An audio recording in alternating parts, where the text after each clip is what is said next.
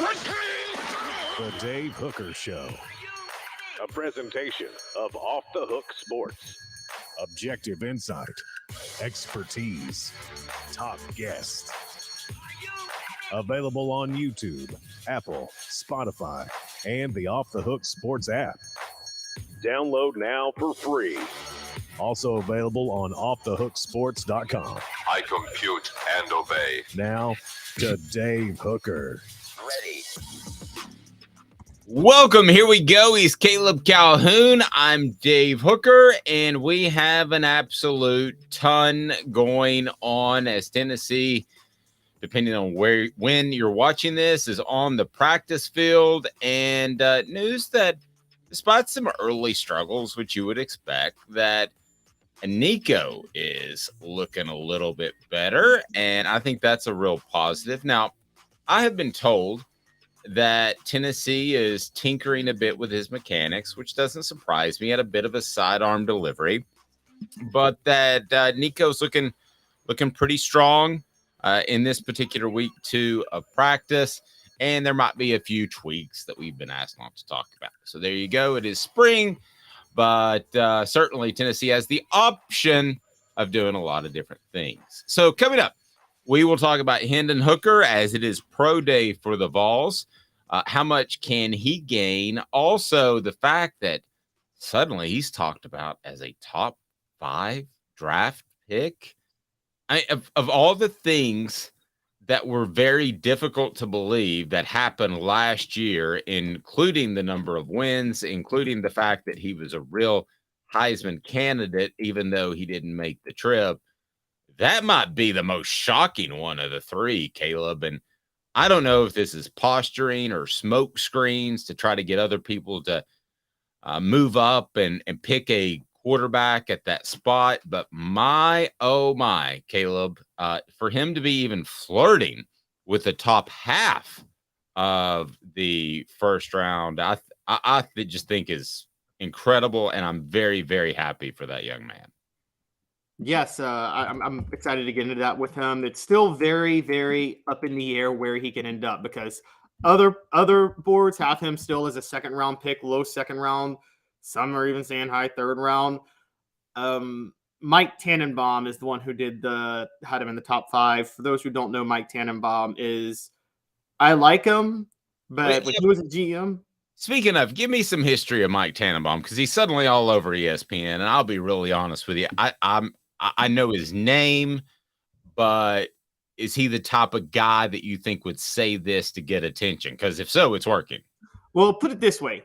Mike Tannenbaum was part of the New York Jets apparatus that brought in Tim Tebow, which we all know was to steal headlines rather than win games. Now, to be fair to Mike Tannenbaum, I think Tim Tebow was forced on him. I think that was Rex Ryan and Woody Johnson, the owner of the Jets, who brought in Tim Tebow because they scapegoated Mike Tannenbaum, and the owner's response was, well, he didn't say no when I brought in Tim Tebow. Well, what are you going to do when your owner says I want to bring in somebody? You know what I mean? You're not going to say no at that point. And this is why the Jets are the most pathetic, more-bound franchise of all time. I don't know why Aaron Rodgers wants to go there. I think Mike Tannenbaum actually is the reason they got to 2 AFC championships with Mark Sanchez. He actually did a pretty good job. I would never want to go there. I firmly believe that Peyton Manning decided to come back for a senior year because there was a rumor that the Jets would have the number 1 pick, and he did not want to be drafted by the Jets. And so I think they're a pathetic franchise.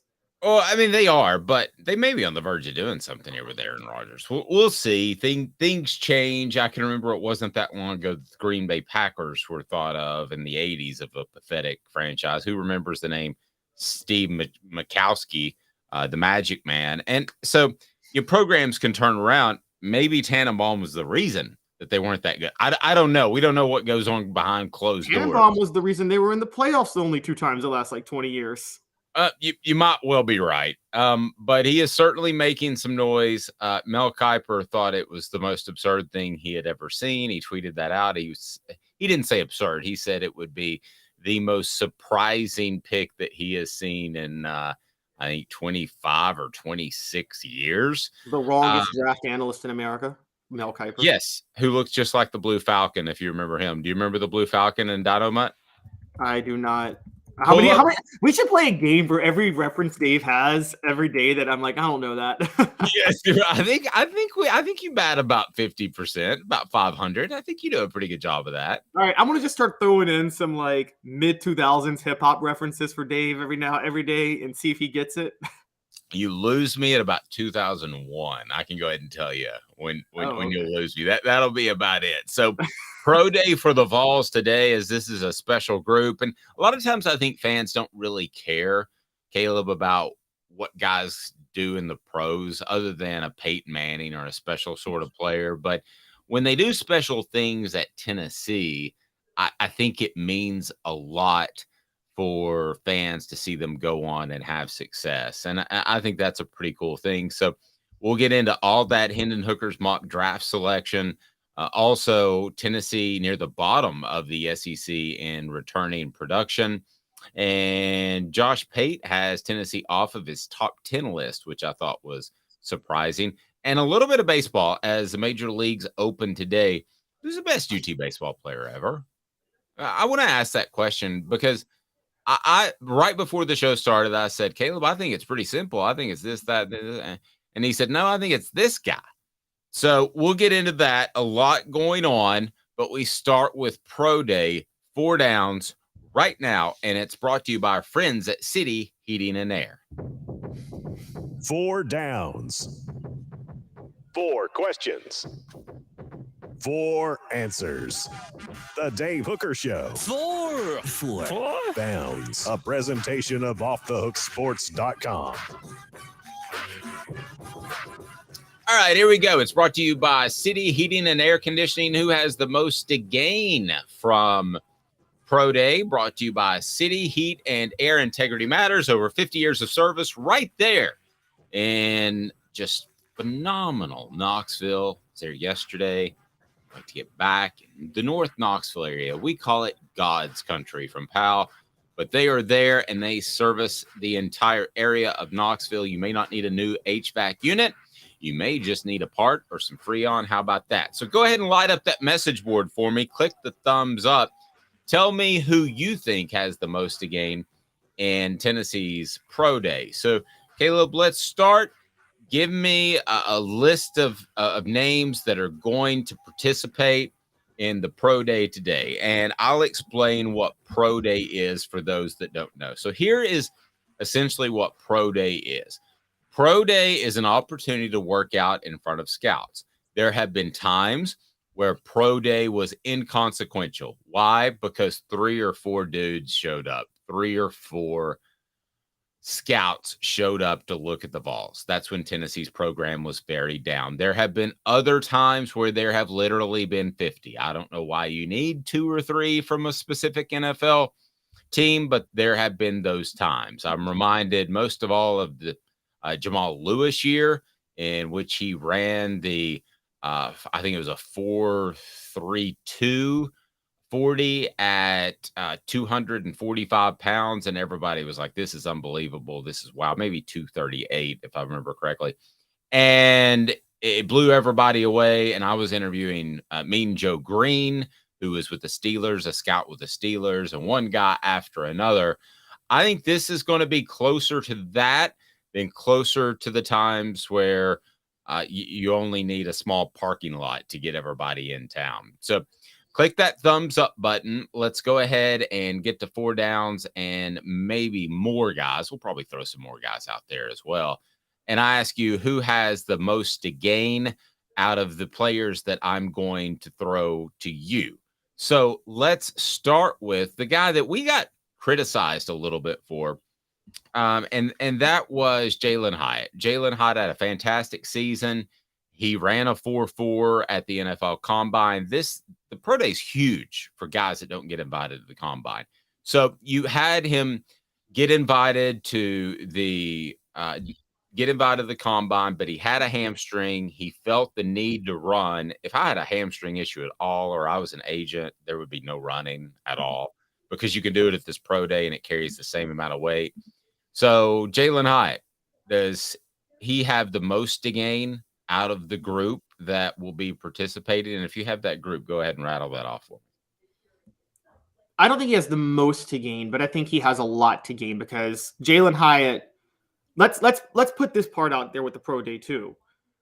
More than the combine, there are some positions where you really can't do yourself any favors. You can only hurt yourself. I think quarterback is one of those positions. Hendon Hooker, luckily for him, doesn't have to participate in the pro day because he's hurt. But I would never judge a quarterback on their pro day. How easy is it to throw when nobody's in your face? And you've got Well, I would judge it if he only completed 80 or 90% of his passes. Oh, I would criticize him for a pro day. Yeah. You can lose from a pro day. You can't gain from a pro day if you're a quarterback. Yeah, you literally, and I'm not exaggerating by this, you literally should complete every single pass. Yes. If you go out there and throw 40 balls against air with your receivers, you should complete 40 passes. So if you throw 38, you complete 38 of 40, people are going to be like, I'm not so sure about that guy. I mean, it really is that high of a standard. And that's just the way the pro day is, I believe, always going to be with quarterbacks throwing against air. You have to judge them off of tape. So I'm actually going to disagree with you. I think Jalen Hyatt has a lot to gain. I think if he puts up I agree with you on that. Okay. If he puts up a mid 4.3, I think it erases that 4.4 and makes him the speedster that he looked like when Tennessee was scoring touchdowns at will last fall. I agree. I think Jalen Hyatt could gain a lot. I just don't think he has the most to gain from pro day, but I think he could gain a lot. Don't get me wrong. I think he has. I definitely think he has a lot to gain if he gets into the 4.3 range. You're right, because right now I knocked him with that 4.4 because I noted that he, like me and you have talked about, he needs speed more than anybody else to be a great receiver in the NFL. He's a speedster. Well, to be a pure speedster, you need to get into the 4.3 range. And luckily for him, you don't really have to measure this against people guarding you. You just got to measure how fast you can run. My top pro day guy is the guy who did not get a combine invite, and that's Trayvon Flowers. And you know how high I've been on him for a while. I think he's very athletic. He's been held back since his high school days. When Trayvon Flowers played high school football, he was relegated to a 3-star because he didn't take part in a lot of the camps because he was playing center field for the baseball team at the time, which recruiting services more than I do, Dave. That just seems ridiculous to me that they're not going to that they're going to hold back your star rating because you don't take part in the spring camps. And there are a lot of politics in recruiting. Don't even get me started. Yeah. And so that's a whole nother show. And so Trey playing center field, he can cover a lot of ground. We saw this with him at safety last year. He's athletic enough to cover a lot of ground very fast. So I think with Trayvon Flowers, you want to judge his strides to a certain degree.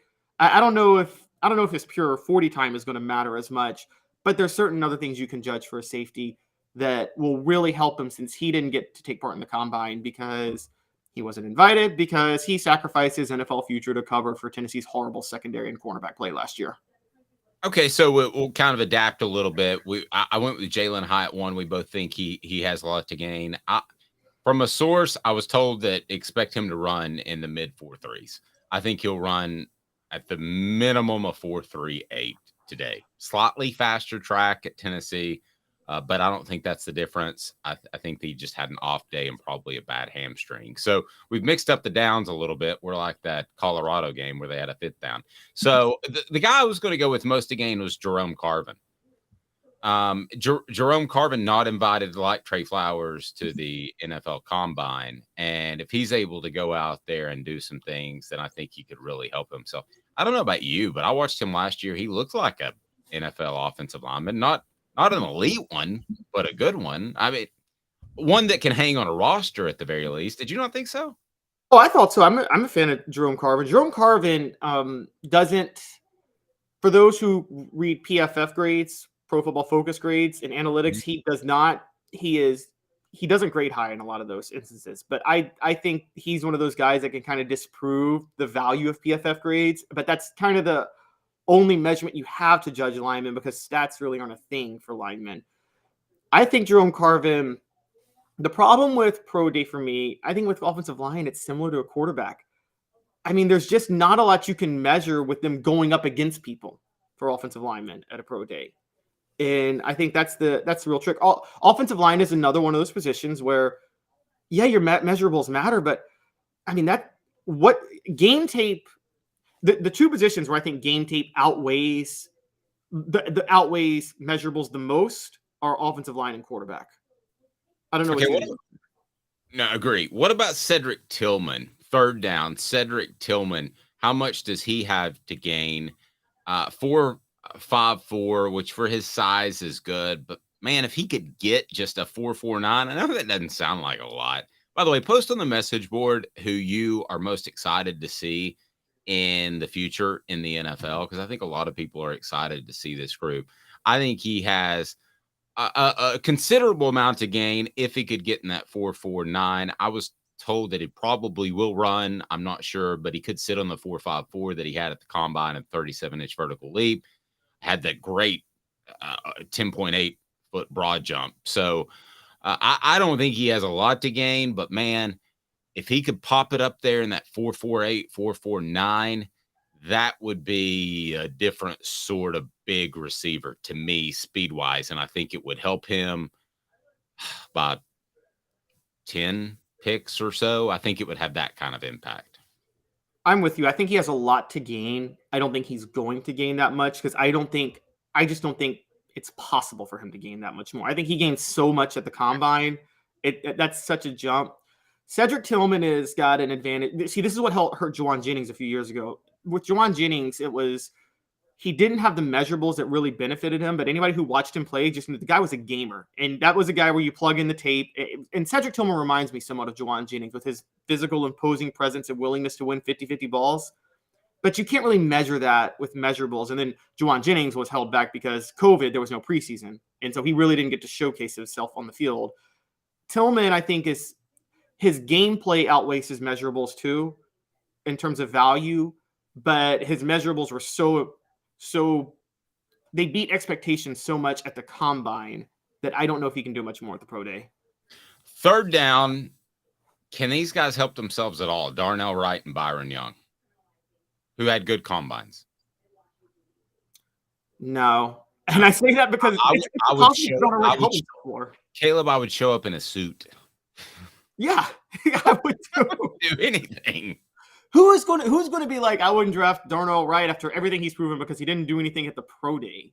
Yeah, 5 flat, 333 pounds at the combine. One of the most dominant offensive linemen against a Heisman Trophy candidate in Will Anderson. He's just phenomenal. He just had an incredible season. I can't imagine that he would go out there and do much. His broad jump was bizarro. 9.6 for 333 pounds. I mean, I told you guys early last year, this is the best natural athlete on Tennessee's roster. I'm telling you, and this is not a huge exaggeration, with the exception of Anthony Richardson, okay, this might be the best pure athlete in the draft. If you want to consider size-speed ratio, it'd be interesting to have somebody, which we might do from Pro Football Focus on, to talk about that. He might be one of the top 2-3 athletes in the entire draft, pure athleticism. Yeah, and it shocks me that, Dave, are you surprised that no one ever thought to maybe trim him down like 20 pounds and have him play defensive tackle? Because he's so athletic. If you took like 20 pounds off, you could get that 40 time in the fours. You know, but does he have? He's got ups. He could bat down a lot of balls because he can do backflips. Yeah, let me do some more thinking on that. I mean, I hadn't thought about that at all, honestly. Obviously, it's worked out for him, so I wouldn't change anything in retrospect. But it does beg the conversation: would Jason Witten have been an All-Pro defensive end in the NFL? Probably. I mean, would he have been a Hall of Fame defensive end the way he is as a tight end? John Chavis will tell you absolutely yes, and he should have never moved. All right, so fourth down, he will tell you that right now, today, if we could get him on, but he's coaching up the middle schoolers. Fourth down, who has the most to lose out of the entire group that's going to take part in Pro Day at Tennessee? Mine's going to surprise you. The most to lose. Now let me think. I'm a little rough on this. I think I might go with We just talked about him, but I'm going to go with Cedric Tillman because if Cedric Tillman's measurables drop down to like the 4.6s and 4.7s, all of a sudden all the gains he made from the combine go out the window. You know who it is? Who? It's Jeremy Banks. I thought he lost enough at the combine, but enlighten me on this.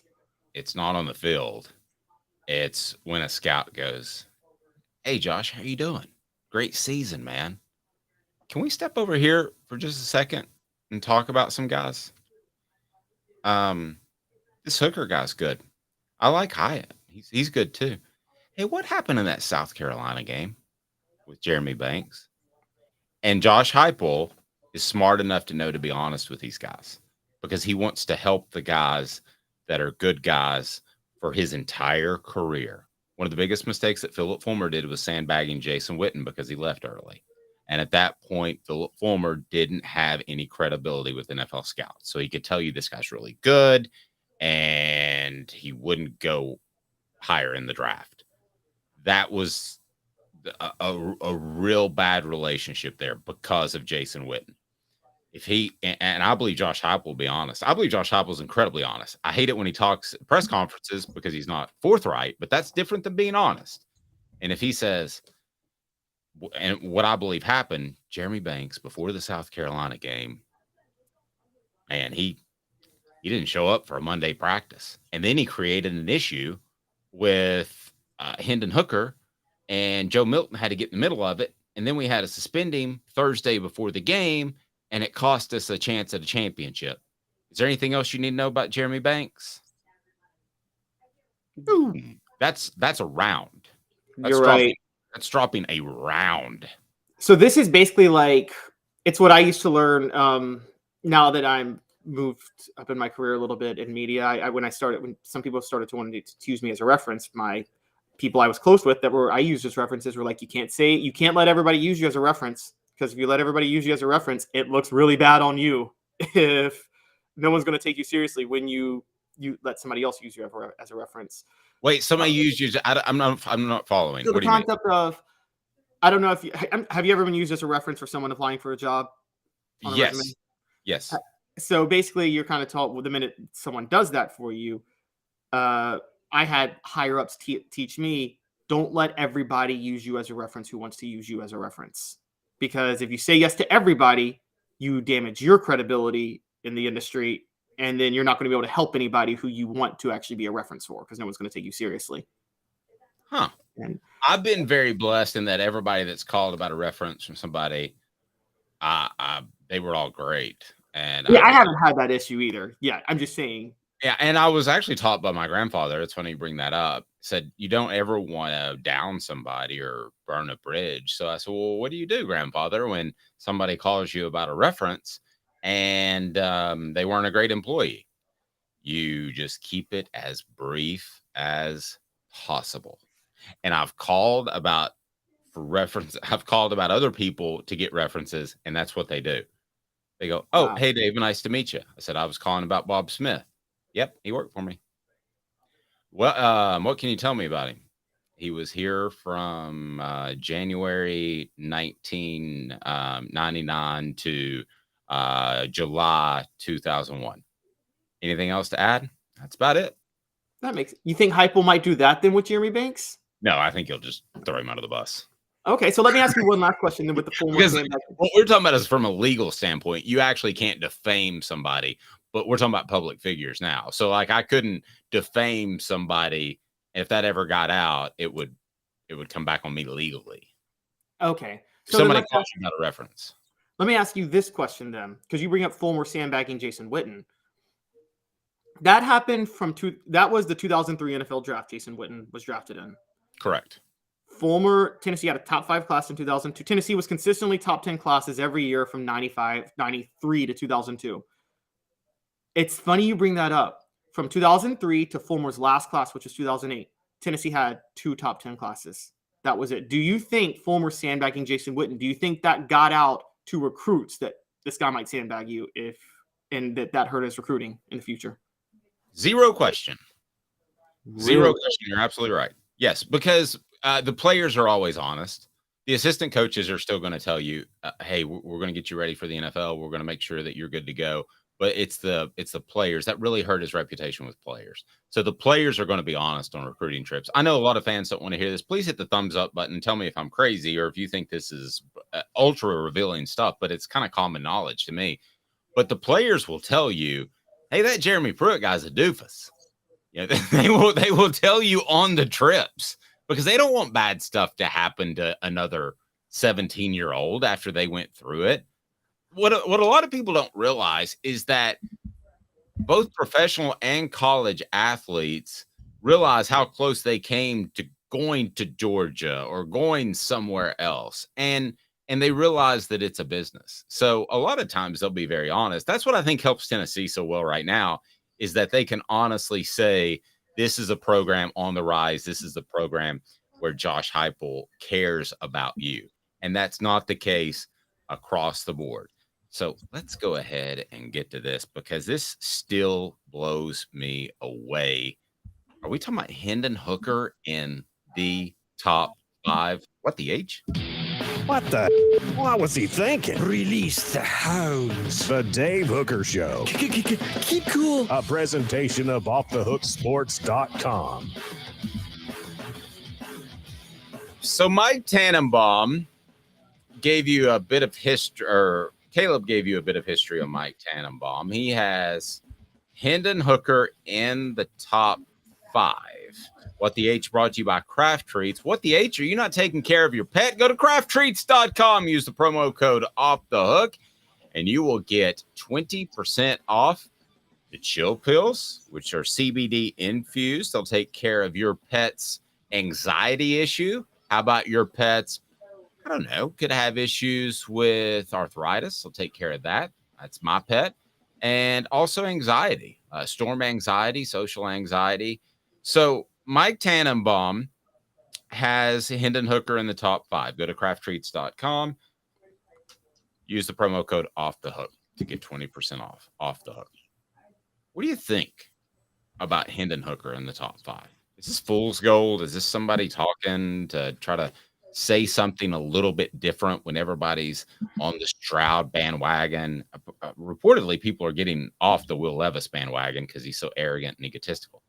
And there's the Anthony Richardson bandwagon. All of this is smoke. We don't really know. But Caleb, what do you think of Hendon Hooker being a potential top 5 pick? I'll be honest with you. I'm what the H. That blows me away if he's able to go that high. I hope and pray he does. Literally pray because I think he's a great individual. But I just don't see top 5. I don't see top 10. I don't see first half of the first round. I hope I'm wrong. Yeah, so let's bring this up with Tannenbaum real quick. He does have Hendon Hooker going over Anthony Richardson. He has Anthony Richardson going 11th to the Titans.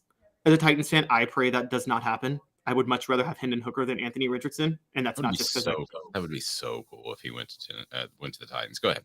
It would be so great, yeah. So I would not like that as a Titans fan, but I will say this: Mike Tannenbaum does have Will Levis going 4th to Indianapolis. Now, as a Titans fan, I would love that. If the Colts draft Will Levis, I'm going to love that. But I would say that, so Tannenbaum is very high on quarterbacks. He's got Bryce Young going number 1 to Carolina, CJ Stroud number 2 to Houston, Will Levis number 4 to Indy, Hendon Hooker number 5 to Seattle. He's got Will Anderson going 3rd to Arizona. So he's just loving the quarterbacks. But his case for Hendon Hooker, here's what he says.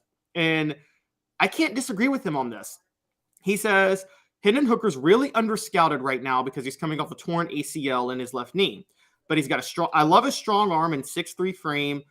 Before the injury, he led the nation in yards per attempt, only threw 2 interceptions over 11 starts, was a top 10 passer in terms of completion percentage.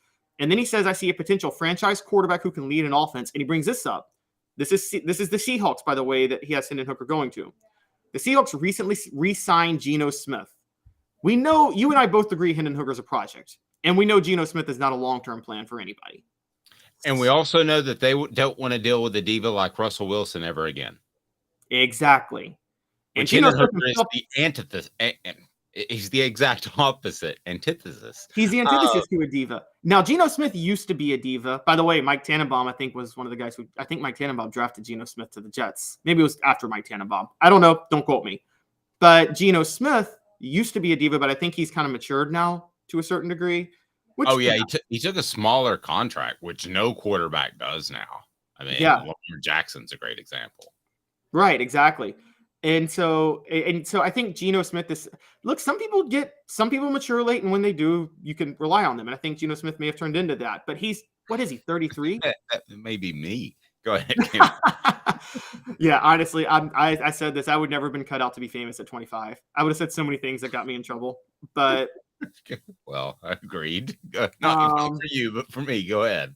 But yeah, so Geno Smith. But no matter what, Geno Smith is not your long-term plan.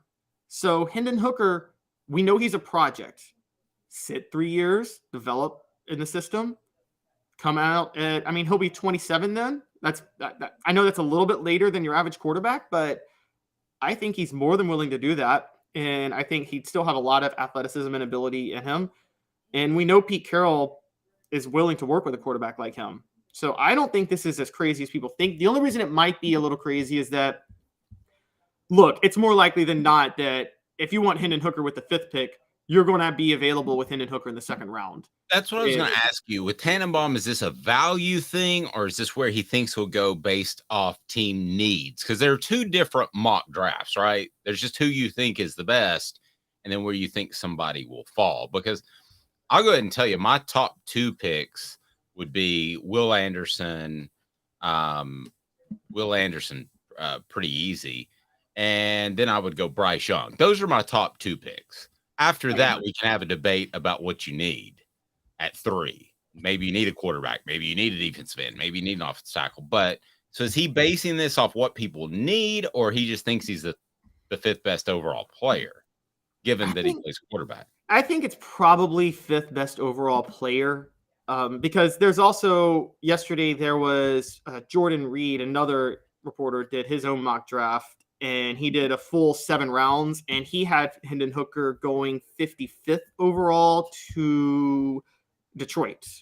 So, man, I wish Jim Bob Cooter was still in Detroit. Jim Bob Cooter coaching Hooker. You don't want Jim Bob Cooter sneaking in your window and hopping in bed with you for a little cuddle. Portions of the program brought to you by Zool Beer, XULBeer.com. ZoolBeer.com, the official craft beer of Off the Hook Sports. Zool Beer is phenomenal, and they have worldwide award-winning craft beer and parking downtown. It's so easy to go and enjoy the atmosphere and just enjoy a good time. So here's what I'm going to do. I want to take a quick 2-minute break. Hang with me, hit the like button, and when I come back, I'm going to tell you what national analyst does not even have Tennessee in the top 10. He's Caleb Calhoun. I'm Dave Hooker, Off the Hook Sports. Our family has been creating jewelry since 1986, each piece unique with a story all its own. I'm Rick Terry with Rick Terry Jewelry Designs. I'm a jeweler, and I want to be your jeweler. We're grateful that you chose us to be Knoxville's best jeweler. My family and staff look forward to serving you. So please come see us. Kingston Pike and Campbell Station Road in the heart of Farragut and downtown on Gay Street, right next to the Tennessee Theater. Hi, Mike Davis here with City Heating and Air, reminding you to always dare to compare. Our team provides quality local heating and air service, installation, and maintenance across East Tennessee. We use only the best equipment like American Standard heating and air conditioning for your residential, new construction, or commercial needs. Honesty, dependability, and customer satisfaction have been the cornerstones of our business since 1961. City Heat and Air. Dare to compare.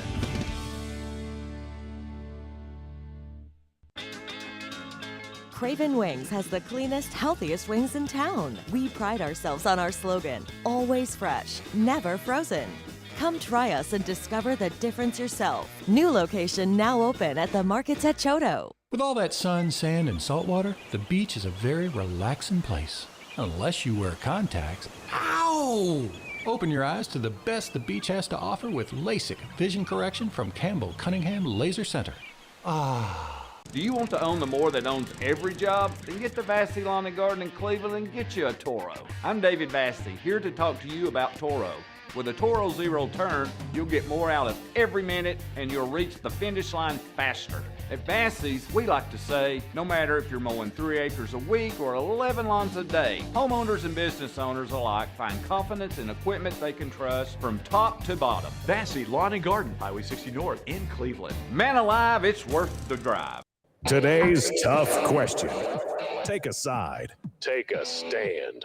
The Dave Hooker Show, a presentation of offthehooksports.com. Today's tough question brought to you by Craven Wings. It's on our Twitter feed. Please go follow that so you can get updates on the show. It's at the Dave Hooker or at OTH Sports Media, and he is at Caleb Calhoun. At Craven_wings for the best wings in Knoxville. They're phenomenal. They bring you today's tough question. And this is a little out of left field, but I'm watching the high school basketball all-star events this week, which include a slam dunk contest in the game. And I'm watching Bronnie James, who I think is a good player. Caleb, I don't think he's the next LeBron, but I thought I'd throw this out there for funsies before we get to that national analyst who does not have Tennessee in the top 10 preseason, which blows me away. So the Craven Wings today's tough question: would Bronnie James have a bigger impact than Nico if LeBron's son signed with UT? Not expected, just asking. So how do you think that it's shown up so far? I posted it this morning. I'll give you the percentages. What do you think? And let's hear from it on the message board, because I could make a strong argument that Bronnie James, who is not the talent that Nico is, would have as big of an impact from a PR standpoint at Tennessee as the best player, be it Nico or Arch Manning or whoever in football. What say you, Caleb Calhoun? I mean, LeBron going to the games would be the impact. As in terms of a player, right? I still think your poll is probably 70% no. You're pretty close. It's 65%. 65% say that it would still be Nico, that he would be the guy that would have the bigger impact on Tennessee's program. I'm going to disagree. I think Josh Heupel's so good at recruiting quarterbacks and may get a Merklinger this afternoon. He's supposed to announce at noon on Thursday. So I think he's so good at recruiting quarterbacks and can get those guys. Nico has had a big impact because he's been an incredible recruiter. But had you told me before I knew all of that, you can have a Nico who's number 2 in the nation by most services to Arch Manning, or you can have a Bronnie James for the betterment of the program, I would have said Bronnie. And Bronnie's not even the best one, as you pointed out yesterday. Yeah, he's not. Again, Bronnie needs some development. He has NBA potential, but he shouldn't be a one and done, but he probably He's more of a shooter to me than LeBron. Yeah. He's a better shooter at his He's a age. better shooter, but he's not going to be as big. He's not as good of a passer. He's not as good of a rebounder, and he's not as versatile of a defender. And so, but you're right. He is a better shooter. And that is a look. The big thing in LeBron, probably the one thing that kept LeBron from being the greatest ever, was he could never get above 75% from the free throw line. If he could have ever gotten above 75% from the free throw line, I think we might be talking about LeBron as the greatest ever. But because he can never get to that point for his career, that held him back, quite honestly. And so so you're saying LeBron isn't the best ever? No, it's not like I'm not going to do that debate with you. No, I'm just saying I'm not one of those heart-shaped pictures of Michael Jordan in my room. Like, oh, that's Josh Ward, actually. Who he's got the picture in the background of the Hangover game. He's not able to join us today. He's got to be in a wedding, but he'll join us on Thursdays. That's Josh. I know you're not that guy. Yeah, but I actually go by numbers, and I'm an advanced stats analytics guy, and if you look at analytics, Michael Jordan is the best player. LeBron's the second best, but Michael Jordan is the best. And there's no third or fourth. Those two tower above everybody else in history. No Kareem. He played when the NBA, half of Kareem's career was when the best talent was in the ABA. He played in the most watered down league possible. LeBron is by far the best player ever to play in the NBA, and I'm going to leave it at that. We'll have that for another day when we introduce our numbers. NBA Do not show. bear that out, Dave. Okay, Josh Pate.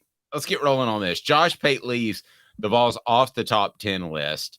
He has Ohio State at, I'm sorry, who does he have at 10? Josh Oregon? Pate has, at number 10, he has Oklahoma. Oklahoma at 10. Okay, so he's got Oklahoma at 10. He's got Southern California at 9, Utah at 8, Penn State at 7, Notre Dame at 6, Clemson at 5, Ohio State at 4, Michigan at 3, Alabama at 2, Georgia at 1. Do we know for sure with Josh, is this just a list of what teams he thinks are the best in order or where he thinks they'll finish? This is the state of the programs. State? Okay. All right. And that's why I think this warrants, as much as we love Josh Pate, and I like him, this warrants some criticism. Well, I think it warrants a lot of criticism. I mean, OU is still trying to find its way with a defensive coach that is not going to, and I told you this last year, and Oklahoma fans got all over me on the message board. They've got a defensive coach, and to run tempo and offense and to build your program around that with a defensive coach is nearly impossible. Ask Tim Banks, Tennessee's defensive coordinator. Southern California, sure. I don't have a problem with them being at 9. Utah, I think, is kind of a funny, interesting pick, but fine. They won 2 straight Pac-12 titles. For whatever that's worth. But that's fine. If it's stability, yeah, that's fine. Penn State in at 7. I mean, I guess, but there's just no scintillating sex appeal there. Notre Dame at 6. See, I'm critical of that one. Well, let me run through them all, and then we'll pick them apart one by one. Okay. Notre Dame at 6. Okay. Again, though, I think they're limited. They just lost their offensive coordinator. They're limited in Notre Dame is going to have a hard fall this year. They hired a players coach. It got them through last year, and they had a respectable year. They're going to have a hard fall this year. You heard it here first. Clemson at 5. Clemson will improve stability of the program. Yeah, I guess. I mean, but still, with stability of the program, I have to ask myself, they just hired Garrett Riley, who's Lincoln Riley's brother. Is Garrett Riley going to be a great coordinator or not? You would think so with what he's done previously, but I don't know that.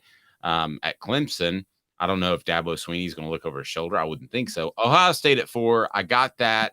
But trust me, people are going to start to get frustrated with Ryan Day because of the way he handled the college football playoff and not calling the timeout. And he's supposed to be their golden child.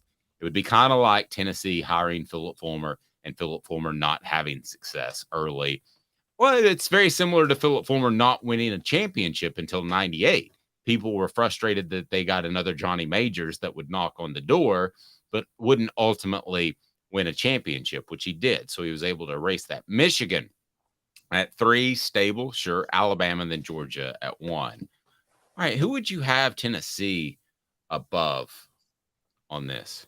All right, let's go state of programs real quick. This is state of programs, okay? Right? Oklahoma is obvious. I'm with you. Oklahoma, you don't want to say they got another Jeremy Pruitt, but they might have gotten another Jeremy Pruitt. And my brother pointed this out to me last year, and I never thought about this, but Dave, you've covered coaching hires and things like that. Isn't it a red flag when someone is an elite coordinator and they're stuck in a coordinator role for 10 years and they never get an offer? John Chavis? Yes, there you go. Like they've had success and they never get, that means people know things, right? Mm-hmm. And yes. And I love Brent Venables. I mean, if something happened to Tim Banks and Brent Venables was fired by Oklahoma that same year, because he's going to get fired eventually, that's the first guy I would make a run at. No, yeah, I agree. He would be a great defensive coordinator, and he has experience coaching against tempo. So I think Oklahoma's in big trouble long term. And when they join the SEC, it's only going to get worse. Agreed. So I had them also ahead. I would have Tennessee also. I'll just throw mine out there. Oklahoma. I'm going to, and maybe Josh wasn't doing this, but I'm going to throw in a little bit of the, yes, you can actually compete for a college football playoff. So I don't think Penn State actually can. I don't think Notre Dame actually can. And this might not fit the parameters exactly of his list. So I would have Tennessee no worse than 7th. and maybe a little bit higher. If you're talking about stability of the program, and Caleb, give me your teams that you would have Tennessee ahead of. Don't you have to factor in that Tennessee has a coach that loves being at Tennessee, that and unless he's flat out lying, unless everybody's lying around him, but people I talk to behind closed doors, I mean, to me, that's really stable. If you had to tell me the over-under, Josh has 2 years under his belt, but the over-under is at 8.5, are you taking the over-under? I'd take the over. That's pretty stable. Yeah, I think Tennessee's stable and in great shape. I'll listen with Penn State. I'm with you though. Like, you look at Tennessee and you see here's a program that could get over the hump and get to the playoff, even though they just missed last year. Who looks at Penn State and says, you know what? They're going to get over the hump with Michigan and Ohio State, and they're going to get there. Nobody thinks that. And now, to be fair, they did win the Big Ten in 2016 when Michigan and Ohio State were both top 5 programs, but that was the flukiest Big Ten title I think ever. So I'm totally with you on Notre Dame. My big thing on Notre Dame, and I've insisted this for years. You want to hire a defensive players coach who runs like a defensive program that wins on toughness and everything like that.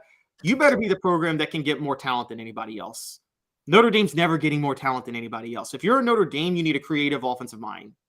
Yeah, I agree. You can't win at Notre Dame for 2 reasons. You have no control over discipline, and it's tougher to get kids into school. You have recruiting limitations. You cannot win there. That's why Brian Kelly left. Yeah, that's why Lou Holtz.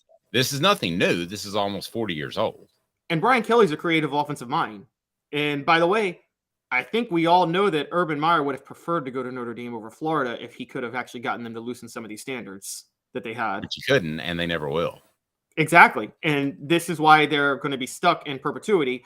Notre Dame's not a top 30 job to me anymore. I mean, honestly, I can think of 30 schools I'd rather coach at than Notre Dame right now, if you name them to me. Yeah, I go split personality.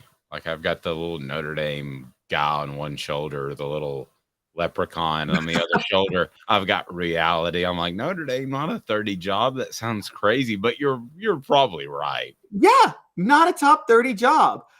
Mad respect for Dan Orlovsky. I think he does a great job on ESPN. He and Stephen A had this debate last year, and Dan Orlovsky's a college football guy, so it kind of bothered me that he said this. But maybe when you're stuck in college football so much, you get too wrapped up in tradition and you lose reality. He was like, Notre Dame's a better job. And Stephen A. Smith, who's not a college football guy, was like, LSU's a better job by a mile. And this was when Brian Kelly was close. It's not close. LSU's a way better job.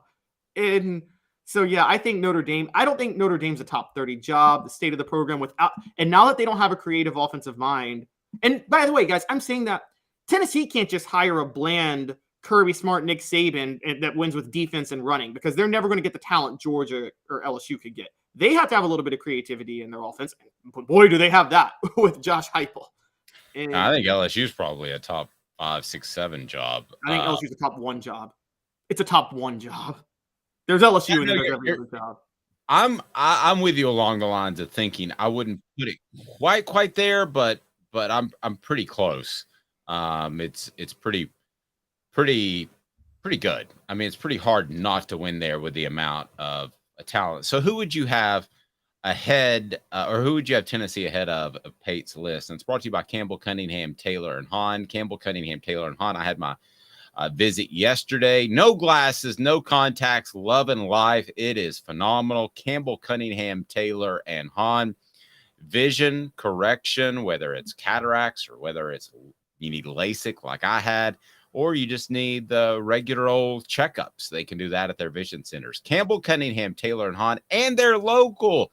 How cool is that? Campbell, Cunningham, Taylor, and Hahn, absolutely love them. So of that group, who would you have? Okay, Tennessee all right. So I would have. I think it's give me one at a time, and I'm gonna call shenanigans if you got somebody. If you got Tennessee ahead of somebody they shouldn't be. So give me one at a time. We're going to play shenanigans on the program. Okay. So the 3 that are very clear to me, and there's 3 that are clear cut. There's one that I'll listen that I think is 50-50. So I'll start with the spoiler, the 50-50. I think Penn State's the 50-50. I would put Tennessee, but I can listen to Penn State over Tennessee. I got Tennessee over Penn State. Ain't close. Okay. Wow. There you go. No shenanigans there. None. All right. So Oklahoma, not even a question for me. Tennessee's a better job. Tennessee's a better program than Oklahoma right now. Closer now that they're in the SEC, but I agree with you. No shenanigans. Yeah. Okay. This is a new bit, by the way. I'll get it produced. Shenanigans. Tennessee is clear-cut a better program than Notre Dame. I think every school on here is a better program than Notre Dame. No shenanigans. Agree. All right. So you got to bear with some shenanigans here. Okay. Well, Dave, I'm going to give you some. You got to bear with me on this. And I hope you my think wife Alabama or Georgia, I'm going all out shenanigans. No. But I hope my wife is listening to me like from upstairs right now when I bring this up, because this is going to be hilarious. Because I got to give her a shout out. What I'm about to say, I get from her. Utah. Tennessee's a better program than Utah. And there's a couple of reasons. One, Utah winning the Pac-12, you agree, that's their max out. They're not going to the playoff and ever winning a national title. They could slip into the playoff. Maybe, but they're not going to win a national title. Right, but no shenanigans. Yes. Okay, here's the other crazy part with Utah. You ready for this? For all my Real Housewives fans on here, Utah's special teams coordinator and cornerbacks coach, who's been there for about 10 years, he's still coaching there. His wife, who was on Real Housewives of Salt Lake City, just got sentenced to prison because she was committing fraud. It's frowned upon. I'm sorry? It's frowned upon. Fraud. Frowned upon. Jen Shaw is her name. Okay. And got to send a shout out to my wife on this. She tells me all the stories. She watches the Real Housewives. I watch college football. This is where our worlds collide. And so, but she's gotten sentenced. You don't think that's going to have an impact on him coaching the team this year? Just saying. Yeah, you would think with all the restrictions they have in Utah with the Mormon culture, which includes caffeine, which I'm highly addicted to. Here you go. That fraud would be on the list. You would think that being on a reality show would be on the morals list. Cigarettes, caffeine, adultery, alcohol, but fraud's okay. I mean, isn't that America? How many pastors get caught committing crimes all the time? You know, well, I don't want to go down that road. I'm just saying, absolutely at all. I mean, look, I covered firsthand the Southern Baptist Convention scandal a couple of years ago that they have been covering up for sex crimes for 30 years. But okay, that sounds like great fun. No. Yes. I mean, you know, basically whenever there's institutional religion that gets too big, stuff like that happens. I think when any institution gets too big. You're right, when any institution. I mean, stuff like that happens. What is it?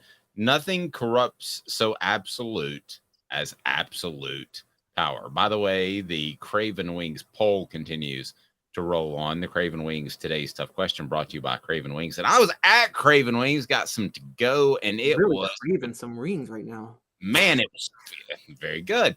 It was phenomenal. And kudos to my man, Jacob Warren. I had his sauce, the Sauce 87, and it blew me away. I'm usually just a straight buffalo guy. I'm like, no, just give me the buffalo. Give me the spicy. So I got some of the spicy.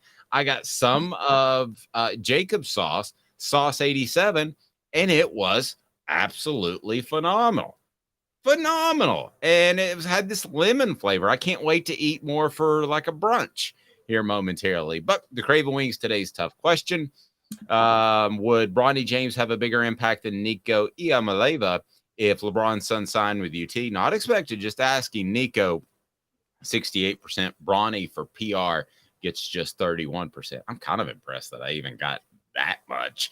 Tennessee's production ranked on a national scale after this, and you might want to be just a little bit concerned if you're a realistic Tennessee fan, because a lot of guys are going to have to step up to replace some key players that we talked about that'll be involved in Pro Day and the NFL. Stay tuned. Off the Hook Sports, he's Caleb Calhoun. I'm Dave Hooker. And Craving Wings South North Shore location, where we've heard people say that you can get the best wings in East Tennessee. Pero ¿quién es este? El número 87, Jacob Warren. I'll just do 6 of my Sauce 87, please. Imposible, señorita. Dale 6 más. Look at these wings. Perfectas, deliciosas, fantásticas. Man, I don't know what you're saying, but it sounds awesome. How do you say fresh, never frozen in Spanish? Frescas, nunca congeladas. Make your way to Craving Wings and get you 6 más. But what was funny about Kate is we were a full continuum of care at that time. We had detox, We had inpatient, we had outpatient. So we were doing a lot of the things that we do now. But now we just do them so much better. It's really a simple program, but we're complicated people.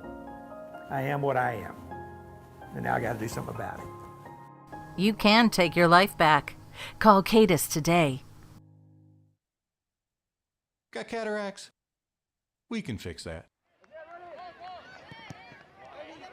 Never miss another moment. With a little help from Doctors Campbell, Cunningham, Taylor, and Hahn at cctis.com. Do you want to own the more that owns every job? Then get to Vassey Lawn and Garden in Cleveland and get you a Toro. I'm David Vassey, here to talk to you about Toro. With a Toro Zero Turn, you'll get more out of every minute and you'll reach the finish line faster. At Vassey's, we like to say, no matter if you're mowing 3 acres a week or 11 lawns a day, homeowners and business owners alike find confidence in equipment they can trust from top to bottom. Vassey Lawn and Garden, Highway 60 North in Cleveland. Man alive, it's worth the drive. Our family has been creating jewelry since 1986, each piece unique with a story all its own. I'm Rick Terry with Rick Terry Jewelry Designs. I'm a jeweler, and I want to be your jeweler. We're grateful that you chose us to be Knoxville's best jeweler. My family and staff look forward to serving you. So please come see us.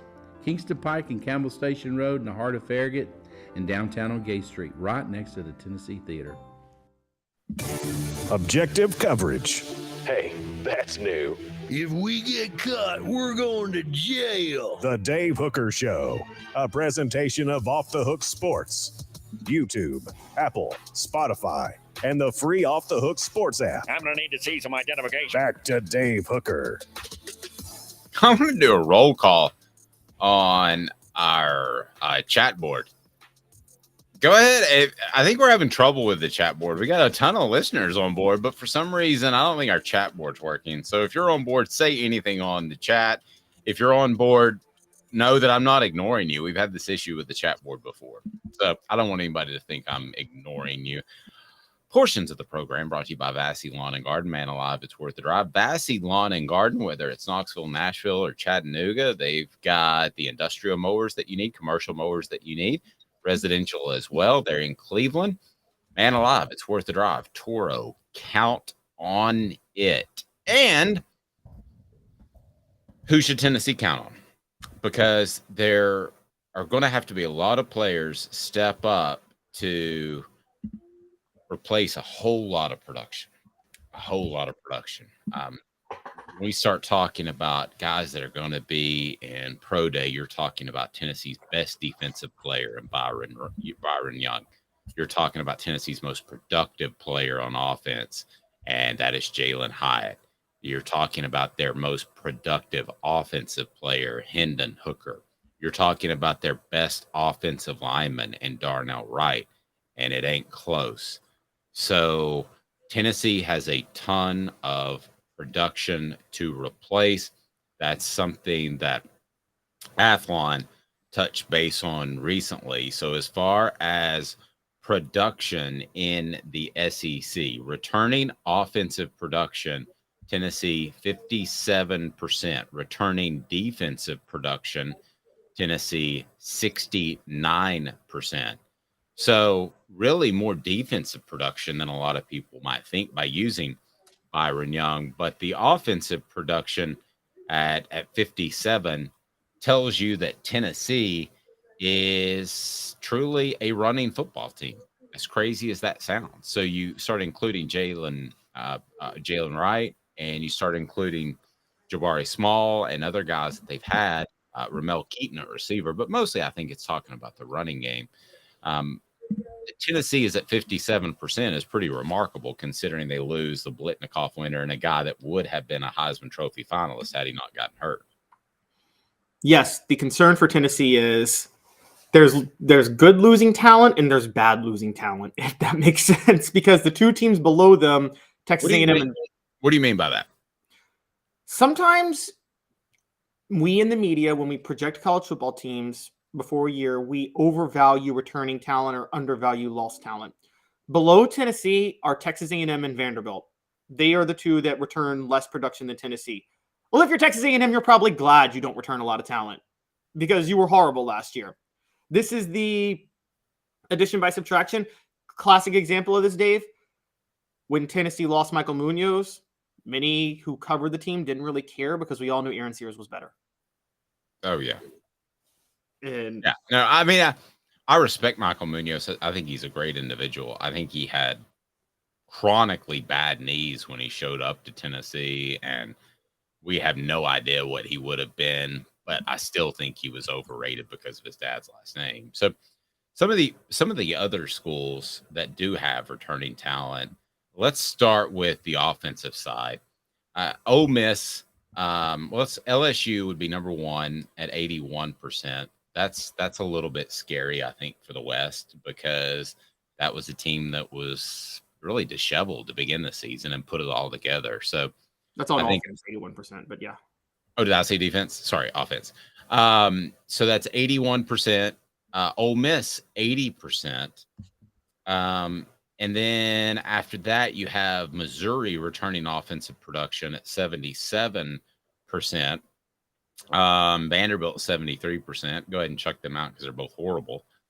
So really, I think the one that stands out most to me, well, I'm going to say two. I think the one that stands out most to me on the offensive side would be LSU returning 81%, which is not the highest. That's A&M, as you mentioned. But LSU had a good season. You know, they played for an SEC title. So returning 81%, I think is scary for the SEC West. The other one that stands out to me, and most years I would say it doesn't matter. It's Nick Saban. It's everything's fine. They'll have plug and play guys like this Mechie guy, and they'll be just fine. Don't worry about it. But Alabama with 43% returning offensive production, including Bryce Young, who I think was the best player last year in college football. He got my Heisman vote. That's troublesome if I'm an Alabama fan, because I don't know who my quarterback is for sure. And I didn't think their guys were particularly great at the skill positions last year, so nobody benched them. That's not the usual Alabama send a ton of guys to the NFL and there's a ton of great guys behind them. That 43%, if I'm Alabama fan, is disconcerting to say the least. Are you ready for this, Dave? You ready for this from me? Another Caleb Calhoun build up. I'm born ready. Alabama fans, don't worry. Your program's not about to take a step back. Nick Saban is still Nick Saban. However, 2023 is going to be a rebuilding year. It's going to be the first rebuilding year y'all have had since 2010. And I agree with that. Two different. Yeah, no, I agree with that. Yeah. Two coordinators, two new coordinators. Hey, as far as what you said, they've already taken a step back. Yeah, they have. And so I think they'll be back. I think they'll win another national championship in not in 2024 because Tennessee's winning it then, but they'll win it in 2025. They'll win another couple here in the near future. Nick Saban, he's been on a tear on the recruiting trail, so they're loading up on talent again. He's retooling the roster, but Bryce Young and Will Anderson were the only reason they weren't 8-4 last year. Let's call it what it is. And both are gone now, and so Bryce Young's the only reason Tennessee didn't beat Alabama 52-20 instead of 52-49. I agree. and Alabama, the lowest in the SEC in returning defensive production at 38%, which is pretty much a wowzer. And nobody else is even in the 40s except for Mississippi State. Everybody's 50 or above at 43% is Mississippi State, but 38% returning defensive production, losing your two most talented players and Will Anderson and losing Bryce Young. Yeah, man, I think that's big time. I want to break down Tennessee's opponents and the production or lack thereof that they'll have returning in 2023. And it's brought to you by Andy Mason, AndyMasonRealEstate.com. AndyMasonRealEstate.com has over 40 years of experience in the Knoxville area. It will save you thousands, if not tens of thousands of dollars. They're awesome. AndyMasonRealEstate.com. That office will take care of you. Best service, best prices, pretty simple. How about that? So as far as the teams that Tennessee will face this year, returning offensive production for Alabama and defensive production 43 and 38% respectively, as we mentioned. Florida 55 and 53 offensive and defensive production returning respectively. Georgia 52% on offense and 70% on defense, which is pretty scary. This one surprised me a little bit. Returning offensive production from Kentucky, who had their running back, his name escapes me right now, suspended for the first part of the season at 71%, and they lose Will Levis, who was beat up, but still you would have thought he would have had more production. They returned 71%. And then you have Kentucky 55% on the defensive side. I mentioned LSU earlier, which is a whopping 81% of returning offensive production. It blows me away. 60% on the defensive side. As at Texas A&M, you mentioned them. They return combined the most production of any team in the SEC, but it ain't great. 82% and 77%. I think question before you go further. Do you think Texas A&M – here's a real question, because we're all hard on Jimbo Fisher, myself included, and what he said yesterday is more recent. Do you think Texas A&M is doing what we're doing, or do you think it's possible Texas A&M last year was 1988 Tennessee? Remember 1988 starts 0-6. Everybody's down on Johnny Majors. Finished 5-6. He retools the staff. Pretty much fires everybody. Brings in Fulmer and Doug Matthews as offensive and defensive coordinators. Turns it around. Goes 11-1 the next year because so much talent returned. Yeah, I can see that comparison. Yeah, I could definitely see that comparison. And by the way, guys, I apologize again. We've finally got our message board working, so I'm gonna play a little bit of catch up here in a second because I don't want to disrespect you guys. I really appreciate you being on. So why do you see the comparison? Well, because both teams had losing records those years, 88 and 2022, and the coaches were on really hot seats. I mean, I wasn't around. I was 0 years old, but just born when it happened with Majors. But I've read old articles, and it sounded like the fans, that was the year they wanted Majors gone, was 1988. Everybody was ready for him to be gone then. He had to retool the staff, just like Jimbo Fisher did. And the team returned a ton of talent in 1989 and had still what I think maybe one of the biggest turnarounds in college football history to go from 5-6 to 11-1. And by the way, started 0-6 on top of that. And so Texas A&M, I didn't think about it until I just saw this returning production. And I'm still with you. I think what we believe is still more likely, but there's some parallels where Jimbo Fisher hired a new offensive coordinator. He returns a lot of talent. Everybody's really down on the dude right now, even though he seemed like a home run hire at the time, just like Johnny Major seemed like a home run hire when Tennessee brought him in 77. So I'm seeing some weird parallels, funny enough, even though I could see that. So you could see it too. So you could see Texas A&M have like a historic turnaround next year. And a historic turnaround? No, I could see them going down. Now, I don't think they can have a historic turnaround. I think that like they do what Tennessee did in 89. No. I mean, I don't know any reason to believe that they could. And I mean, Bobby Petrino's dated, and you've got, to me, this feels exactly like the 08 season with Tennessee. Is that you tried to go out and hire a guy who has a good offensive pedigree, but really you're an offensive coach, talking about Philip Fulmer and Dave Clawson, and you're going to look over his shoulder the second something goes wrong. I don't see. Why do you see an instant turnaround? No, I just thought about it when I said it. It's the parallels. Texas A&M was 5-7. They have a head coach who was a home run hire who everybody now thinks is going to be fired. He hired a new offensive coordinator, and then they're going into next year. It just reminded me of Tennessee in 88 and 89. Tennessee thought they had a home run hire in Majors, and they wanted him fired after 88 with 5-6. He hired a new offensive coordinator, then Philip Fulmer. Now, you're right. The difference is Petrino is an older coordinator. He had a new defensive coordinator, too. Yeah. Oh, that's right, because Ken Donahue was the guy, right, for years. Yes, and they ran a 3-4. So mid-season, they switched from a 3-4 to a 4-3, which nowadays would be unheard of. Right. They got better when they made that switch. Well, they did. But nowadays, you wouldn't have even considered it. It would have been bizarro. So let me get to some posts on the message board. I promise I haven't been ignoring you guys. Our software is not working correctly. But It always does, which is weird. Elias says Oklahoma may be in for the full Missouri experience. Agree with that, if that means they're really, really bad. Going back to the Pate ranking that had Tennessee not in the top 10, I don't see Notre Dame at 6, according to SC Scout Guy.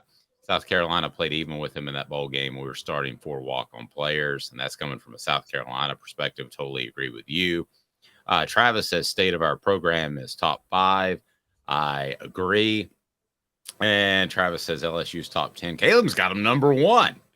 And LSU top 10, that's so understating how good of a job LSU is. It's definitely top 5. I would have to really sit down and think. Still understating it. Maybe. The and then some other posts just concerning state of the program that bothered some people. Utah is an awkward one to me, so consistent, but it's the Pac-12, which is a mess. Very true. I mean, how do you even really judge Utah because they're in the Pac-12? And that, to me, makes it incredibly difficult. A shout-out to Juan Ward. We always love shout-outs to Juan Ward. And, a lot of people tend to agree with the fact that Tennessee should definitely be in the top 10. I don't even get why they're not, to be real honest with you. So apologize for all those that we've ignored. I think we got a new poster on board. We appreciate that. He says, Tobias, Calvin, do you think Heupel, I'm going to say that's for Calhoun, will go in with the same game plan? Milton is in his 3rd season, something Hendon didn't. Heupel, same game plan for this year. I think there will be some adjustments. I think you'll see Tennessee throw over the middle a lot more with slants, little dig routes, because that suits Joe Milton. And, I wonder if they have the option to do some other things. Let's put it this way. The option to do other things. Hendon Hooker averaged about little under 10 carries a game. Joe Milton, I don't think they're going to be afraid to have him carry the ball 15 times a game, 15, 16 times a game because of his size, because he's so physically gifted. You might have I'm just going to project here. You might have an up the middle Wildcat formation every now and then. Just why give it to a power back? Why not just have Joe Milton snap it and run forward for a touchdown like they did with AJ Johnson back in the day? I love the package. Here's the package. The Joe and Go. Joe go. Yeah, see, if we start pushing that can be a thing, because you remember Gerald Jones when he lined up at quarterback, it was called the G gun, right? Oh, I forgot about, yes. Cutcliffe started the Wildcat. You're right. No, that was Clausen with the G gun. No, it was in 2007 when Tennessee played for the SEC title. Cutcliffe was doing that too. No, that was 2008. I know because John Adams and I named it. And Dave Clausen used it at a press conference, and I don't think he'd care if I told the story now. But Philip Former pulled me aside after practice and said, "Where'd y'all get that G gun?" And I said, "John Adams made it up," who was Philip's least favorite person in the world, and maybe expletive, and that was the end of that. Oh. I know why he was so. But when Clausen, when somebody takes your little nickname for their offense and uses it in a press conference, you can take all the Tennessee Sports Writing Awards and throw them in the trash can. That is a moment of glory. Oh, he used G-Gun that we came up with. That's so funny. That is so funny. Now I'm seeing more. Look, Fulmer is way more PC about it. I've heard Ramon Foster. I can see why, if you were a Fulmer loyalist playing for Fulmer, why you have such strong anti-Dave Clawson feelings. Fulmer, to his credit, tries to stay a little classier about it. But yes. More on Tennessee's football practice. Smoky Mountain Red says, I'm excited to see Cameron Sullivan at running back. I am too, but there's a part of me that wonders if they just needed depth there because they don't want to get the proven tailbacks banged up, and he's that guy. So I could see that going in one of two ways. I could see him being very good as a bigger tailback, or I could see Khalifa Keith showing up in the summer and that's his role. And then suddenly Selden doesn't really have a role. So I'm not saying that's the case. Nobody's told me that, but that's a possibility. And Tobias says, I'm really cheering for Hooker. Well, thank you. I appreciate that. Is he referring to me or is he referring to Hendon? Pretty sure Hendon, since we talked about Hendon Hooker. Yeah, that's fair. Oh, Dave, we got it. Yes. Sorry, before we go away from the returning talent, I want to know your thoughts on this because Tennessee visits Missouri this year. Okay, don't laugh, but Missouri is second in overall returning production to Texas A&M. They were, hold on, just hear me out. I'm struggling. They were 6-7, and they should have won 4 games last year. They lost them in the last second. Should have even beaten Georgia, and they were 6-7 last year. I'm just saying, they were 4 plays away from 10 wins last year. But here's what Missouri is, and Tennessee has to visit them. As long as Eli Drinkwitz is there, here's what Missouri is and will always be. It will be a house built on a sand foundation. He didn't even have an offensive coordinator before this year. He essentially did it all himself, which, whether it's title or not, that you're just not going to go out and get a good, innovative mind that doesn't get that title. Titles are important to coaches. It helps you move up the ladder. So whether or not Josh Heupel is the offensive coordinator, at least he's named an offensive coordinator, right? But by not naming one, you basically undermined your ability to go out and get one. You're a me guy. Eli Drinkwitz isn't going to do anything in Missouri. Now that the East is better. But so that's where I'm going. So, but typically, historically, if a team loses a lot of games that are very, very close and returns a lot of talent, they get over the hump and start winning those games the next year. So, I'm just saying they should have gone 10-2 last year. I think Eli Drinkwitz is a bad coach, and I think it's a poor foundation. I'm mostly with you. I just want to point out those things that, like, I didn't think about it until I saw it, how close they were in so many of their losses. It's the reverse of Phil Steele, who never lets us forget this. If Phil Steele reminds you of anything to his dying wish, he will be the one to say, I predicted Tennessee's 2005 disaster before anybody else did. That's what he says in every magazine, that he always goes back to, hey, guys, don't forget I was the one who picked them to have a losing record in 2005. Not that he would ever go back and reference himself. You've got to be talking about somebody else. 2 minutes. Who is Tennessee's best all-time baseball player as Major League Baseball opens? I want to have this discussion. And could he be a guy that we've talked about that hasn't had his Major League Baseball career yet? Caleb and I have very different takes on that. But the best Tennessee baseball player on opening day, we discuss after this. 2 minutes off the Hook Sports with Caleb Calhoun. I'm Dave Hooker.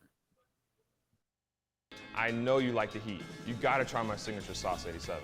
Dude, you know I love you and I love to try your wing sauce. When it comes to wings, I need them really hot. I hit 105 on the radar gun. I need to be pretty spicy. Yeah, I know that, man. Look, if sauce 87 isn't enough for you, I guess you can try the Holy Moses or the Grim Reaper. Now we're talking. Take it from these Farragut Admirals. When you're craving wings, it's got to be Craven Wings. Visit them online at cravenwings.com. With all that sun, sand, and salt water, the beach is a very relaxing place. Unless you wear contacts. Ow! Open your eyes to the best the beach has to offer with LASIK vision correction from Campbell Cunningham Laser Center. Hi, Mike Davis here with City Heating and Air, reminding you to always dare to compare. Our team provides quality local heating and air service, installation, and maintenance across East Tennessee. We use only the best equipment like American Standard heating and air conditioning for your residential, new construction, or commercial needs. Honesty, dependability, and customer satisfaction have been the cornerstones of our business since 1961. City Heat and Air. Dare to compare. Before Cadis, I was really heavy into the drug culture. I was selling drugs. I was just constantly in pain. I was missing like a good support system in my life. Cadis has given me everything that I need in order to successfully have a wonderful recovery, in order to have a life that I didn't even know was possible before. And it's not just about me anymore, and I love that. I absolutely love it. You can take your life back. Call Cadis today.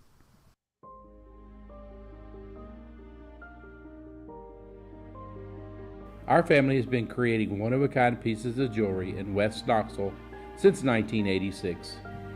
Each piece is a combination of unique processes that bring your idea to life. Every day in our shop, a truly special item with a story all its own is being manufactured in our facility, bringing the history and family sentiment into a whole new generation of life. We're grateful that you chose us to be Knoxville's best jeweler, a title that we value and respect. Because to me, being a jeweler and owning a jewelry store are not the same thing. I'm Rick Terry. I'm a jeweler, and we want to be your jeweler. Kingston Pike and Campbell Station Road in the heart of Farragut, and downtown on Gay Street right next to the Tennessee Theater.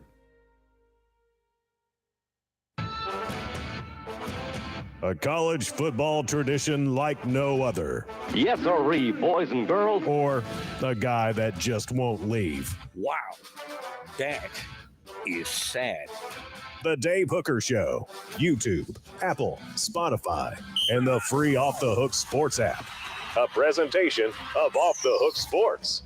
Back to Dave Hooker. Yes, Smoky Mountain Red, he does want to be your jeweler. Thank our friends at Rick Terry Jewelry Design. I'll tell you what, if you want some cool Tennessee stuff, it'll fit your budget no matter what. Check out Rick Terry Jewelry Design. And he's got some Tennessee stuff that is phenomenal. And if the he's got men's stuff too, but if the lovely lady in your life likes the Vols, she can sparkle and look fantastic. That's Rick Terry Jewelry Design on Kingston Pike. Can I tell you why I love college football Twitter real quick before we jump in with baseball? Yes. Okay, because I told you guys the Jen Shaw story earlier, which her crime was conspiracy to commit wire fraud. She was stealing elderly people's personal information and robbing them of their savings. Yeah, well. But Twitter... Other than that, she sorry? sounds like a great person. Well, Twitter, Mr. Monson913 a couple of years ago when this broke says, if Jen Shaw ruins the Utah Utes football season or Coach Shaw's mojo, I'll never forgive her. If you want to defraud the public, go for it. But don't mess with the Utes. That's right. That's right. You know, the worst thing you could do is ruin my football team season. Right. But if you want to steal from elderly people and working class people and drain their savings and drive them into poverty, go all for it. Yes. And take away inheritances and affect generations of people. But other than that, the most important thing is the Utes have to beat BYU. Yeah, exactly.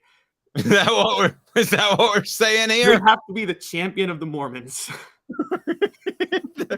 Hit the thumbs up button, guys. Again, I apologize for seemingly ignoring some of the message board. We had a software issue in what we used, but we'll be back and got your comments. And tomorrow, Smoky Mountain Red, I can see him now, says sounds like a Vol fan. By the way, so two things are about to hit a renaissance period. It's college basketball. And why do I say that? It's because NIL it's going to keep people around. The one thing the NBA could do is take away the one and done. That would be bad. And I'm hearing that could happen. But other than that, I think you're going to see a renaissance in college basketball. I think guys like Kennedy Chandler can make a comparable amount of money by staying in school. And certainly that's going to be the case at bigger basketball programs like Duke, North Carolina, on and on. So the money that they pay to a lot of these guys in the first round is not tremendous. So you're going to have NIL money offset that. But the other thing you're going to see as far as a renaissance, Major League Baseball. I don't know how much spring training you watched. And if you're wondering how this connects to Tennessee, hang with me, please. I don't know how much spring training you've watched, Caleb. But the simple fact is the pitch clock, the bigger bases are going to change baseball, and it's going to be for the better. So they open today. You're going to have more small ball. You're going to have guys stealing more bases, moving guys around.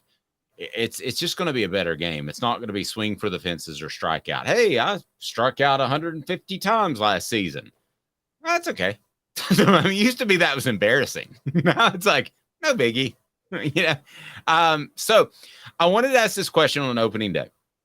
Who's the best Tennessee baseball player of all time? Or we'll go to the message board. Who's your favorite of all time? Let's keep that. Let me start with who's the best, Caleb. Who's the best UT baseball player at all time? Travis says the pitch clock is garbage. Travis, you are going to get on this message board and tell me I'm right in a month. Everybody loves it. I'm telling you. But anyway, Travis, who's your favorite Tennessee baseball player of all time? Now, I'll tell you mine, and you're going to have, and I think he's the best as well. And you're going to have trouble talking me out of this because we went to school at the same time. He was good enough to get picked up by one of those travel teams. I was not, and that was Todd Helton.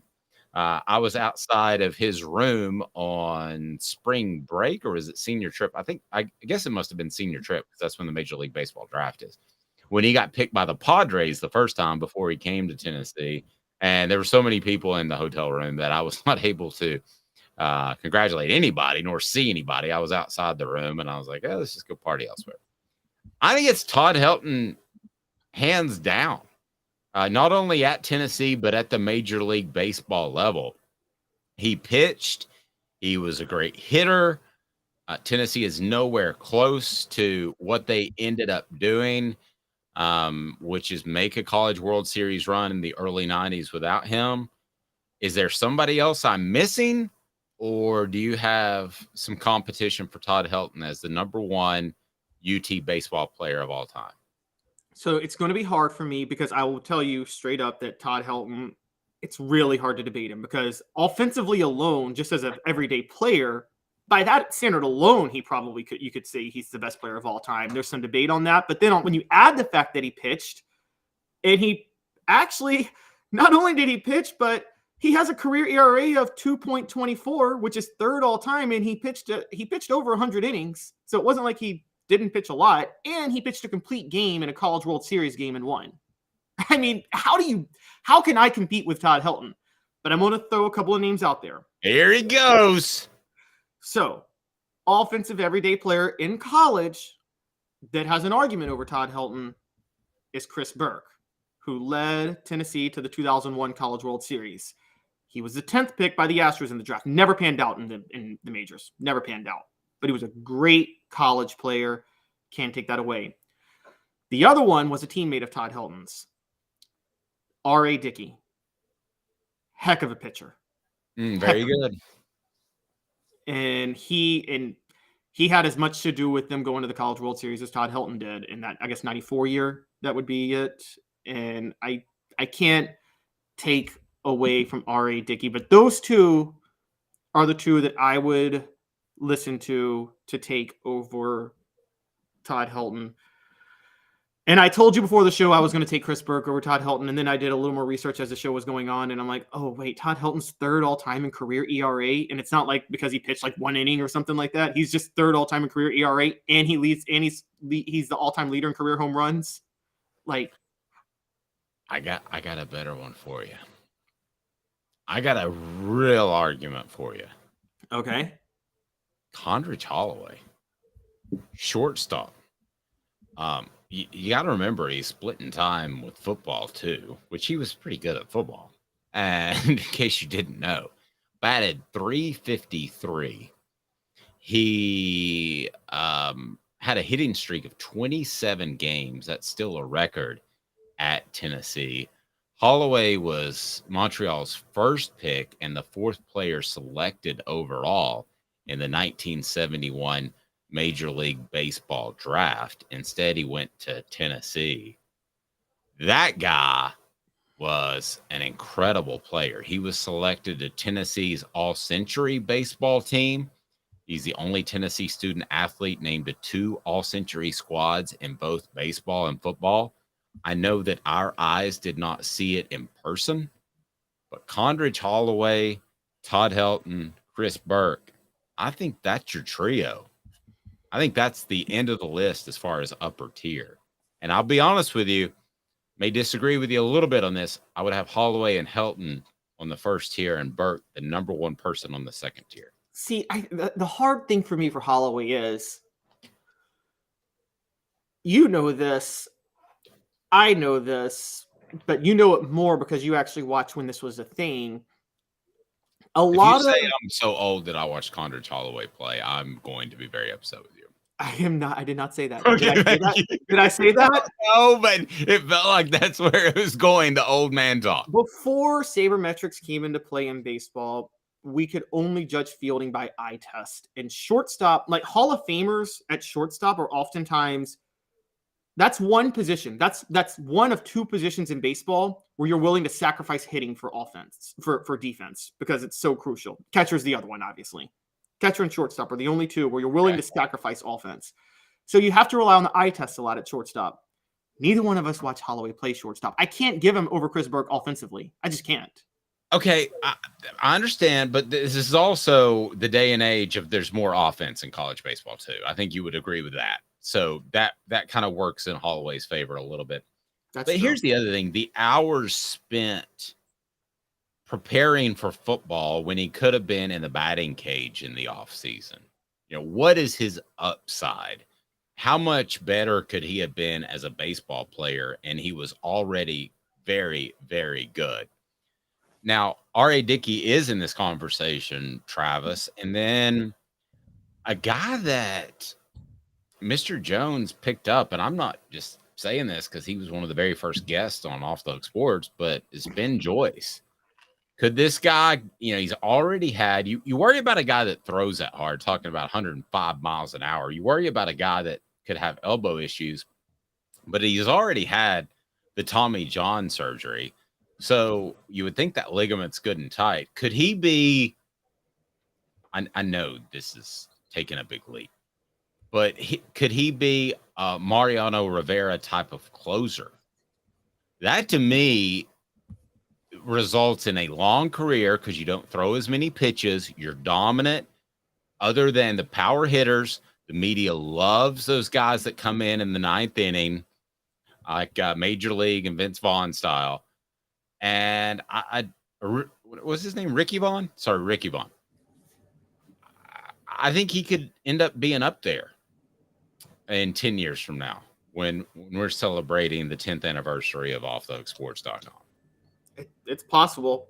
Closers don't belong in the Hall of Fame. Come at me. I'm going to say that.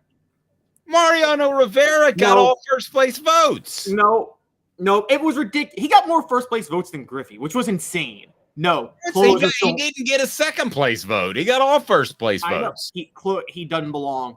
Closers don't belong in the Hall of Fame. You pitched one inning. Nah. Also, you shouldn't bring your best reliever in at the end of the game. Your best reliever should actually be your setup man. Nowadays. But back then, guys pitched for 7-8 innings. Yes. You know, this is like having the thing that drives me crazy about closers. If you had a pinch hitter who was a great pinch hitter, no one would say put the pinch hitter in the Hall of Fame. No one. Or a 6th man of the year in the NBA. Like, there are some great 6 men of all time. No one says this player should go into the Hall of Fame because they were the best player on the bench on their team. Wow. I can't tell you other than that one. I'm a Yankees fan. Other than that one Diamondbacks game that I thought Rivera is definitely going to win this, and he did. I mean, that's pretty good. That's like 99.9%. He also is the reason that the Yankees blew the 3-0 lead to the Red Sox. He choked that first game that the Red Sox won. Oh, well, okay. But all right. Joyce reminds me of Rob Dibble, that according to Travis Case. And so if you love if you love for a Yankees fan like you, defensively, Derek Jeter's the most overrated shortstop ever. Okay, keep going. I'll tell you what I'm going to do. Here's what I'm going to do. I'm actually, and I'm not joking. You have so challenged me and my knowledge of baseball, which admittedly is limited. By the way, somebody says that Joyce reminds him of Rob Dibble. I agree with that. I'm going to fly to Anaheim, and I'm going to ask Ben Joyce if he thinks that closers are overrated. Should be in Bring him on the show. Bring him on the show. Bring him on the show. I will. You know and what? we'll never talk to him again because you're going to insult him. Bring in Jeff Hall, too, and I'll tell him that kicking should not be a part of football. Yeah, that should be fun. Go really well. Be sure and click that thumbs up button. I see a couple of new people in the message board, so hit subscribe because I got Jacob Warren coming up this afternoon. Travis says closers are my favorite pitchers. Travis and I just have a bond. I love it. But be so sure stuck in a certain era of baseball. When Mariano Rivera ran out there and they're playing Metallica, it was beautiful. Yeah. All right. So at the end of the day, I give you Burke, Helton, Condridge, which I know that we didn't see play. Rank them. Helton. I got a question, actually. When did they start using metal bats in baseball? Was Condridge playing with a wooden bat? I would have to check that. Let's see. That's what's going to determine is metal bats. Yes, because that's going to inflate the averages. Because Burke and Helton both got to play with metal bats. Yeah. Well, okay. They first permitted metal bats right after Condridge left. Condridge played with a wooden bat. Helton. It's Condridge. It's Condridge. Condridge is number 1. Helton's number 2. Burke's number 3. You got to separate records in baseball with metal bats versus wooden bats, don't you? For college. Yes. I think they should get rid of metal bats. I think they're unsafe. I mean, it used to be they were safer because they don't break, but now with so much more power in the game, they're less safe. You're right, because a line drive down the third base line could knock a third baseman's head off. I'm talking about a line drive at a pitcher. Oh yeah, that too. You're right. It's either one. I mean, I hate to say that, but I feel like every year when baseball season starts, that goes through my head of, is a pitcher going to get hit in college off of a pitch that's traveling sometimes 10% faster off the bat because it's a metal bat instead of a wooden bat. So anyway, hey, great job on the message board, guys. I really regret not seeing those, but again, the software issue. Smoky Mountain Red will close us out with Dave Recall, the Joe Somo pitching trio with the Yanks. Oh, yeah, I do. And we'll leave you with that. Closers, there should be a whole different section for them in the Hall of Fame because they're so special and they're so beautiful in baseball. That's exactly how I said it. You nailed me. Have a fantastic day, everyone.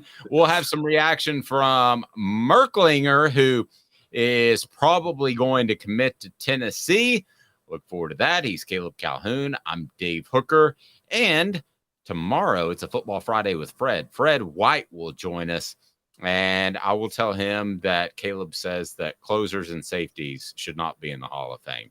I never said safeties. Don't throw that at me. I do not need Fred White to get Caleb in trouble. I already told him that Atlanta didn't start trap music, and I still want that debate with him. But I don't want to be a part of that, so I'll just leave the show running and walk off and turn my camera off. He's Caleb Calhoun. I'm Dave Hooker. This has been a presentation of Off the Hook Sports. Get the app. Turn the notifications on. I found out that a bunch of you don't have your notifications on when I was doing analytic research, so that means you're not getting updates throughout the day as far as stuff we add, and it's a lot more than the show. But the show, 10 a.m. Eastern Time, weekdays. He's Caleb.